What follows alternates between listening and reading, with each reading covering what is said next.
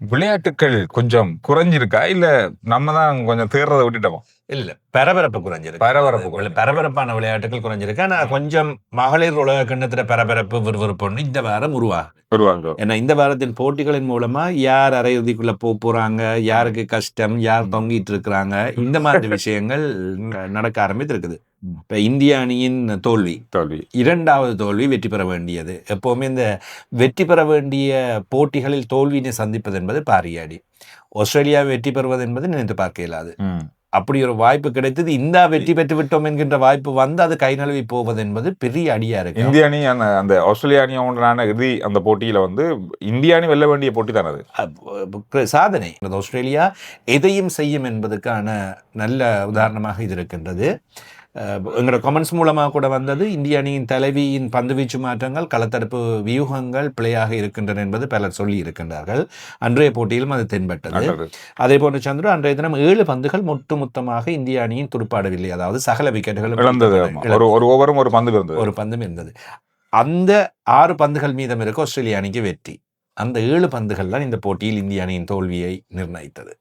இறுதி பந்திலேயே அவங்க ஒரு 6 அடிச்சுட்டாங்க. ஆனா இந்திய அணிக்கான வாய்ப்பு நிறைய இருந்தது தான். ஆனால் ஆஸ்திரேலியாவுடைய துடுப்பாட்டம், அந்த எதிர் துடுப்பாட்டம் அப்படின்றது இந்தியாவால் கட்டுப்படுத்த ஒரு அளவுக்கு மேலே கட்டுப்படுத்த முடியாதான் இருந்தது. அதை பார்த்ததுக்கு பிறகு தான் அன்றைக்கு எலிசா ஹீலியை பற்றி அதிகமாக பேசியிருந்தாங்க. எலிசா ஹீலி வந்து முன்னாள் ஆஸ்திரேலியாவின் ஜாம்பவான் விக்கெட் காவலர் இயன் ஹீலி மருமகள். அது மாத்திரமல்லாமல் மிச்சல் ஸ்டார்க்கின் மனைவி.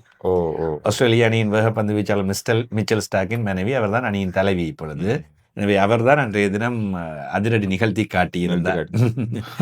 கிரிக்கெட் ஒட்டுமொத்த குடும்பமே கிரிக்கெட். அது ஆஸ்திரேலியாவுடைய வாரிசுகள் நிறைய பேர்கள் இருக்காங்க.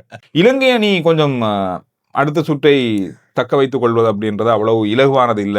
இந்த சுற்றோட வெளியேறக்கூடிய வாய்ப்புகள் இருக்கிற மாதிரி எனக்கு தெரியுது. அரையிறுதி வாய்ப்பு மீதான ஒரு நம்பிக்கை இருந்தது. ஆனால் விளையாடுகின்ற விதத்தை பார்க்கின்ற வேளையில் இப்பொழுது கஷ்டம் போல் தெரிகிறது. இன்றைய தினம் நியூசிலாந்து மற்றும் இலங்கை அணிகளுக்கு இடையிலான போட்டி கொழும்பில் நடைபெற போகிறது.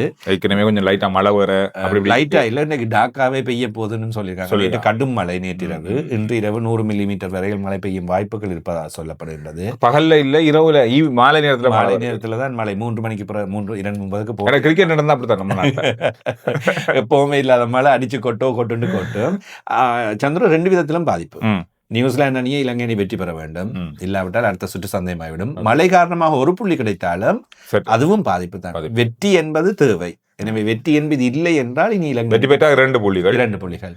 நியூசிலாந்து ஏற்கனவே ஒரு வெற்றியினை பெற்று அவர்கள் தங்களுக்கான வாய்ப்பை கொஞ்சம் உருவாக்கி கொண்டிருக்கின்றார்கள். இப்படியானது ஒரு சூழ்நிலை. இலங்கை எந்த போட்டியிலும் வெற்றி பெறல. ஆஸ்திரேலியாவோட மாத்திரம் ஒரு புள்ளி. சந்தோஷம். 2 தோல்விகள். இதன் காரணமாக பிரச்சனை சிக்கல் ஒன்று காணப்படுகின்றது. துடுப்பாட்ட வீராங்கனைகள் இலங்கையில் 3 பேர் முக்கியமானவர்கள். சாமரி அத்தப்பத்து அவர் இன்டர்நேஷனல் இங்க காயம் தூக்கிட்டு போயிருந்தாங்க. திரும்பி வந்து பேட் பண்ணி நல்ல முறையில் பேட் பண்ண கிடைக்கல. இன்னைக்கு சரியா பெர்ஃபார்ம் பண்ணல. நான் இன்றைய தினம் விளையாடுவான்னு சொல்லப்படுகிறது. ஹர்ஷிதா சமரவிக்ரம் அண்மை காலத்தில் ஓட்டங்களை குவித்தவர். விஷ்மி குணவர்தன் ஆரம்ப துடுப்பாட்ட வீரராக இருந்து 4வது இலக்கத்துக்கு மாற்றினார்கள். அவரும் பிரகாசிக்கவில்லை. இந்த 3 பேரும் பிரகாசித்தால் தான் வெற்றி வாய்ப்பு கிடைக்கும். ஒரு டென்ஷன், தடுமாற்றம் இது இலங்கை அணிக்குள் தென்படுகின்றது. எனவே நியூசிலாந்து அணியோடு 13 தோல்விகளை சந்தித்திருக்கின்றார்கள். இந்த வருட ஆரம்பத்தில் இலங்கைக்கு வந்த வேளையில் 2 போட்டிகளில் முதல் தடவையாக வெற்றி பெற்றுக் கொண்டது. சாமரி அத்தப்பத்து போன்றவர்கள் நல்ல துடுப்பாட்டத்தின் காரணமாக இந்த வெற்றி கிடைத்தது. எனவே இதன் மூலமாகத்தான் இலங்கை அணி ஓரளவு சமாளித்திருக்கின்றது. எனவே இந்த வாய்ப்பை வைத்துக்கொண்டு நியூசிலாந்தை வெற்றி பெற முடியும் என்கின்ற ஒரு நம்பிக்கையோடு களமிறங்கினால் வாய்ப்பு வெற்றி பெற்றால் மட்டும்தான் அரையிறுதி சுற்றுக்குள்ள போகலாம். இனி இன்றைய போட்டியிலும் தோல்வி அடைந்தால் ஏனைய போட்டிகள் என்பது இலகுவானதும் அல்ல. 2 இலகுவான போட்டிகள் மாத்திரம்தான் காணப்படுகின்றன. எனவே அவற்றோடு போராடுவது என்பது இலங்கை அணிக்கு கஷ்டமாக இருக்கும். என்னை பொறுத்தவரை இன்றைய தினம் இலங்கை அணி வெற்றி பெற வேண்டும். கண்டிப்பா வெற்றி பெற்று காட்டுங்க பார்ப்போம். மழையா நாங்களான்னு பார்ப்போம்.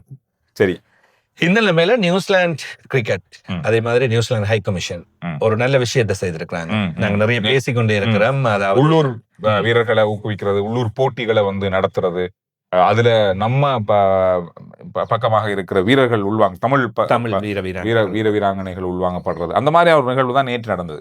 ஆர் பிரேமதாச மைதானத்திற்கு வடமாகாணத்தின் 19 வயதுக்குட்பட்ட மகளிர் அணி வருகை தந்து வடமாகாணத்தில் நியூசிலாந்து வீராங்கனைகளோடு முழுமையான பயிற்சி ஒன்றில் ஈடுபட்டார்கள்.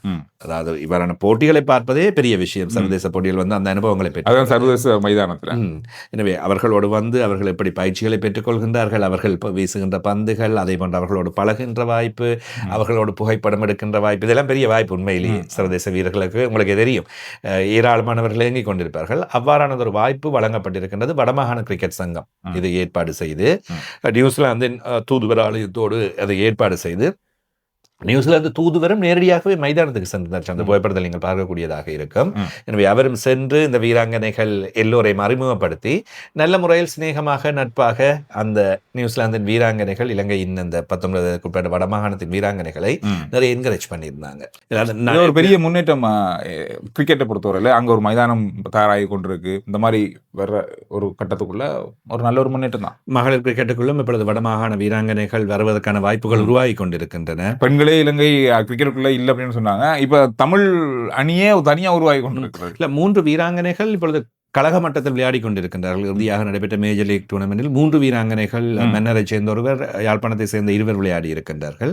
எனவே அவர்கள் ஏனையோரும் இதே போன்று உள்ளே வந்து விளையாட ஆரம்பித்து இவ்வாறான அனுபவங்கள் மூலமாக வந்தால் முன்னேற்றங்கள் காணலாம். மகளிர் உலக கிண்ணத்தில் ஞாயிற்றுக்கிழமை இந்தியா இங்கிலாந்து அணிகளுக்கு இடையிலான போட்டி வரப்போகின்றது. இந்த போட்டியில் இந்தியா வெற்றி பெற வேண்டும். கண்டிப்பா இங்கிலாந்தை வெற்றி பெறுவது இலகு அல்ல. இப்பொழுது இருக்க நிலைமையில் இந்தியா வெற்றி பெறாவிட்டால் மிகப்பெரிய சிக்கல் வரும்.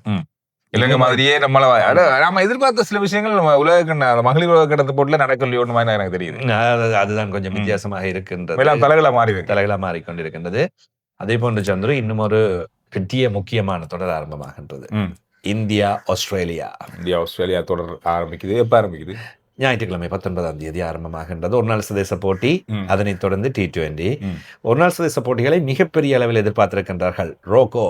ரோஹித் கோலி கங்காருவை அடித்து துவசம் செய்வார்கள் என்பதைத்தான் இந்திய தொலைக்காட்சிகள் விளம்பரப்படுத்தி கொண்டிருக்கின்றன. சர்வதேச ஊடகங்கள் செய்தி, அதாவது கிரிக்கெட் போவா இருக்கட்டும், கிரிக்கெட் சம்பந்தமான செய்திகள் சொல்றாங்க. இந்த முறை என்னதான் பல புது வீரர்களை இந்திய அணி உள்ள வைத்திருந்தாலும் விராட் கோலி, ரோஹித் சர்மா இவங்களை தான் ஃபோக்கஸ் பண்ண போறாங்க. ரசிகர்களாக இருக்கட்டும் சரி, கிரிக்கெட் உலகமும் சரி, மிகப்பெரிய அளவில் இவங்களை தான் பார்க்க போறாங்க. ஏன்னா அவங்களுக்கு இப்ப அவரு தலைமை பதவியிலிருந்து எடுக்கப்பட்டிருக்காரு ரோஹித் சர்மா. விராட் கோலியினுடைய கடைசி காலகட்டம் இது அப்படின்னு சொல்றாங்க. ஆனாலும் அவருக்கு வயசு இருக்கு. இருந்தாலும் அவரே இந்த அல்லது இன்னும் ஒரு அடுத்த தொடரோட கூட ஓய்வை ஏதாவது ஒரு போட்டியில அறிவிக்கக்கூடிய வாய்ப்பு இருக்கும் அப்படின்ற மாதிரி பேசுறாங்க. இந்த மாதிரி நிறைய விஷயங்கள் இருக்கு. அது இதா கூட இருக்கலாம் அப்படின்ற மாதிரி சொல்லப்படுது.